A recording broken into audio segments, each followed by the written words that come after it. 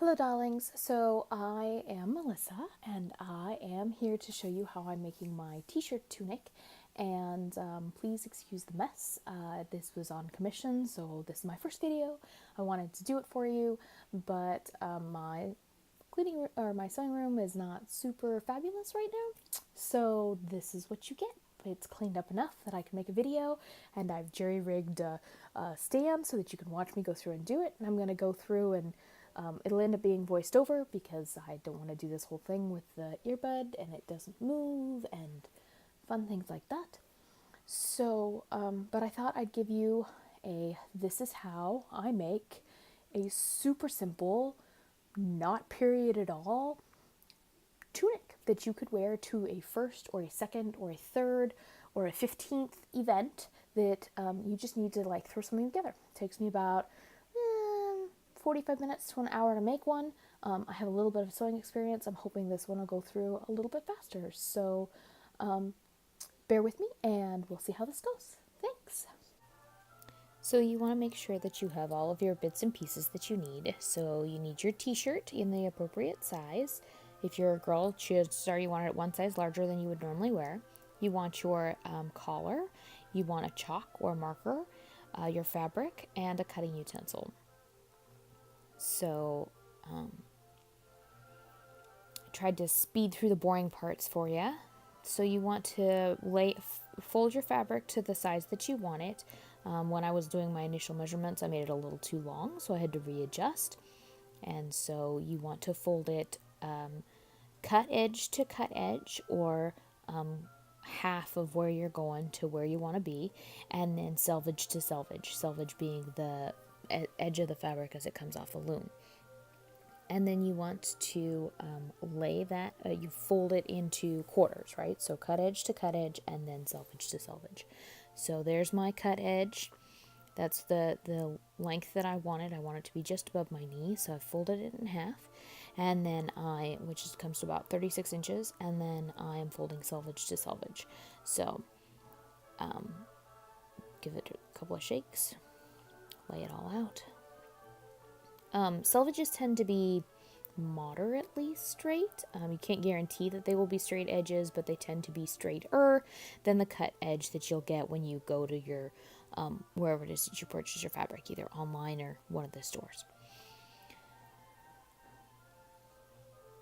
So then you lay it out on your flat surface, obviously, and flat-ish, and you're going to take your t-shirt, which is folded in half, and you're going to have that front edge along the folded edge of the fabric.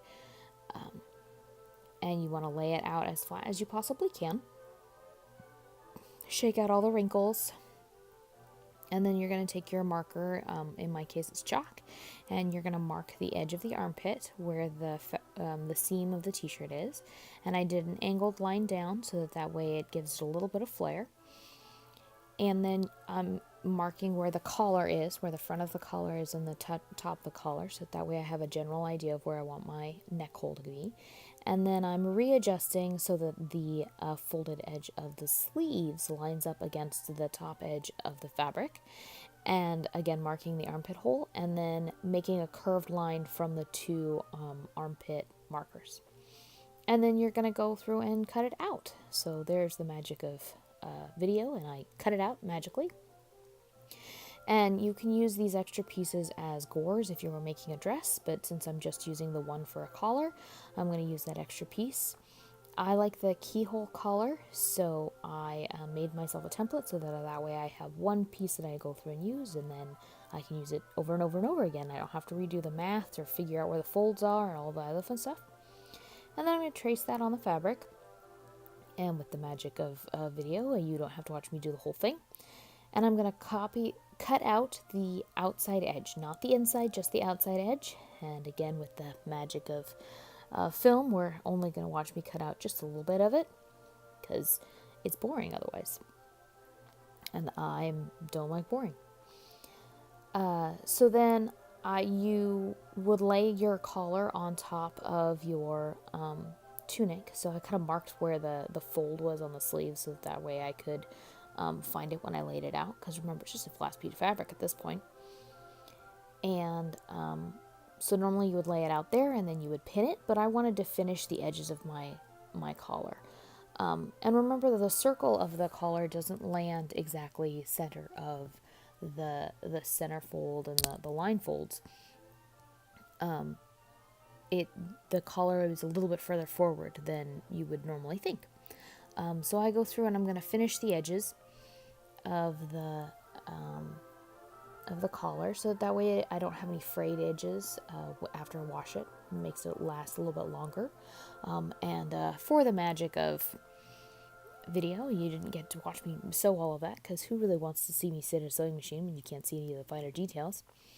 So then I am going to lay it out on the fabric using those markers that I had when I was laying out the t-shirt for the collar.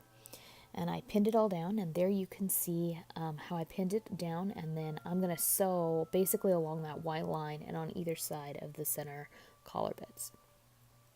And I'm going to go through and sew that, and again, the magic of TV editing, woohoo, it goes through very quickly.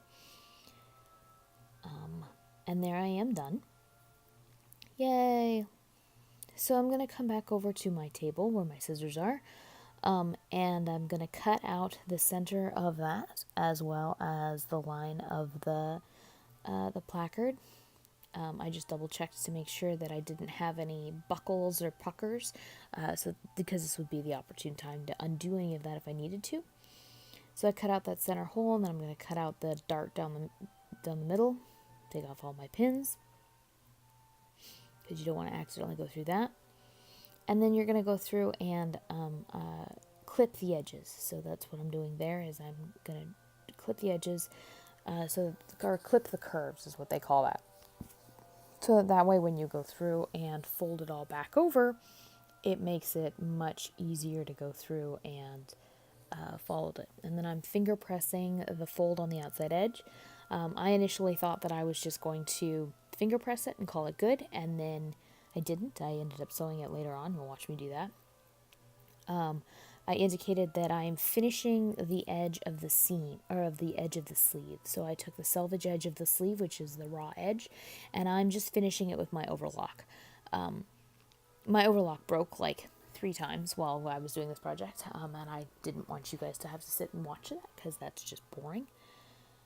So I finished the edge, and then you're going to match your right sides together and sew the side seams. So from the edge of the sleeve all the way to the hem, and you just go through and do that. So there's movie magic right there.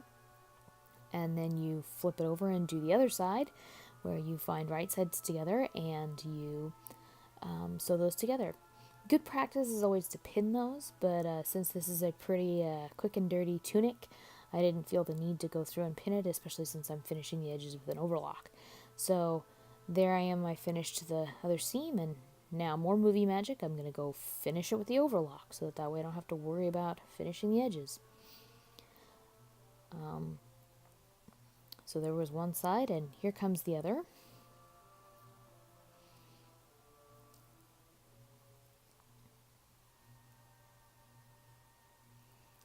So this video was originally, it took me 53 minutes start to finish to go through and make this, but there were definitely some pieces of it that, trials and tribulations that I had.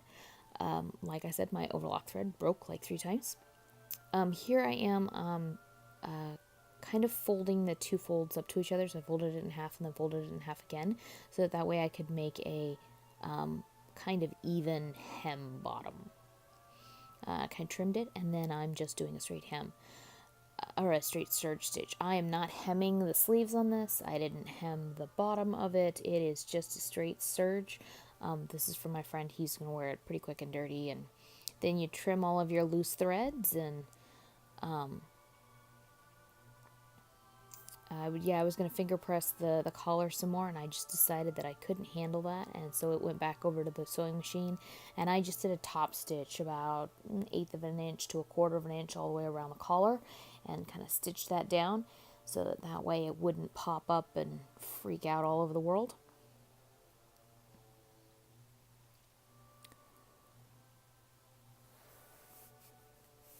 I'm using the Joann's linen-like black linen.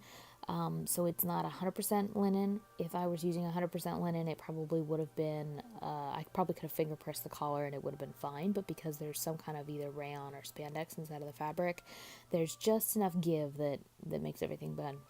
And here it is, the finished tunic, right side out, with all of the edges done. And there it is. Have a great night.